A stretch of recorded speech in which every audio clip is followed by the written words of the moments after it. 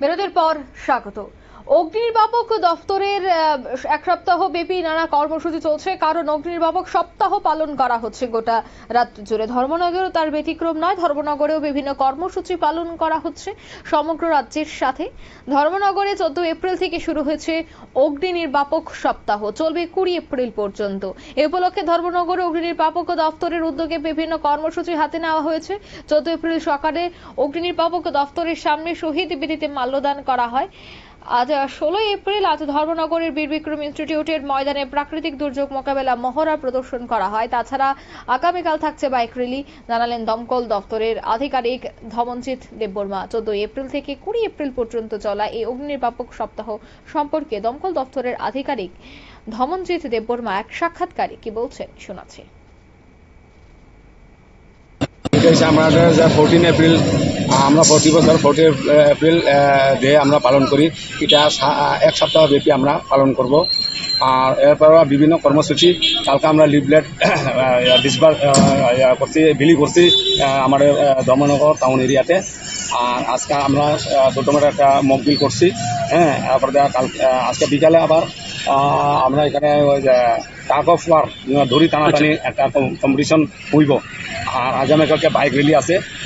Bike rally বলতে under Dharmanagar sub ডিভিশনের মধ্যে যদুর ফন্ড আমরা বাইক র্যালিটা করবো। এখানে গাড়ির সামনে ব্যানার থাকবে, তারপরে ফ্ল্যাগ থাকবে, আমাদের ইউনিট ফ্ল্যাগ লাগাইয়া অন্তত বাইক 20টার মতো আমরা স্টেশন থেকে আমরা বাইরব। হ্যাঁ, এরপরে না বাইক র্যালি থেকে শুধু আপনাদের স্টাফরাই থাকবে না বাইরের মানুষ অংশগ্রহণ করবে? না, আমরা স্টাফরাই থাকবো। যদি বাইরের মানুষ কেউ উইলিংলি চাই তারা আপনার সঙ্গে যোগ দিতে পারে, কোনো প্রবলেম নাই। আচ্ছা, তাছাড়া একটা জিনিস দেখলাম যে আপনাদের সড়ক সপ্তাহ অগ্নি নির্বাপক সপ্তাহ যেটা শুরু হলো, প্রথম দিন একটা অনুষ্ঠান করেছিলেন, এটা কি অনুষ্ঠান ছিল? প্রথম দিন আমরা যে শহীদ দিবসের একটা অনুষ্ঠান হয়েছে।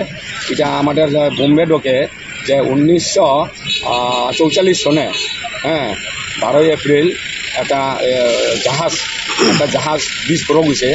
বিস্ফোরকটা এমনভাবে হয়েছে, এখানে জাহাজে প্রচুর আমাদের এখানে আসলো বিস্ফোরক জিনিস আসলো, ওয়েল আসলো। হ্যাঁ, প্রায় 8,000 টন এরকম একটা বিস্ফোরক আসলো। এগুলা যখন গ্রাস করছে, এটা বিভিন্ন জায়গায় মুম্বাই প্রতিটি শহরে বিভিন্ন জায়গায় এটা সইরা পড়ছে। এর মধ্যে আমাদের সেখানে ফায়ার সার্ভিসের স্টাফ এবং পুলিশ পার্সন মোটামুটি প্রায় 231 জন আহত হয়েছে। প্রায় 3,000-এর অধিক 3,000-এর অধিক আহত হয়েছে।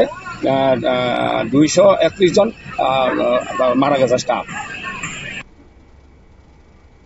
আপনারা শুনলেন আধিকারিকের বক্তব্য। উত্তর ত্রিপুরা জেলা অর্থাৎ ধর্মনগরে কিন্তু 3-4 দিন ব্যাপী চলবে এই কর্মসূচি এবং আগামীকাল বিশেষ র্যালির আয়োজন করা হয়েছে। আজ মহড়া প্রদর্শন করা হয়েছে, অর্থাৎ বেশ কয়েকদিন যাবৎ কিন্তু এই সপ্তাহ কর্মসূচিকে কেন্দ্র করে বেশ কিছু উদ্যোগ হাতে নেওয়া হয়েছে।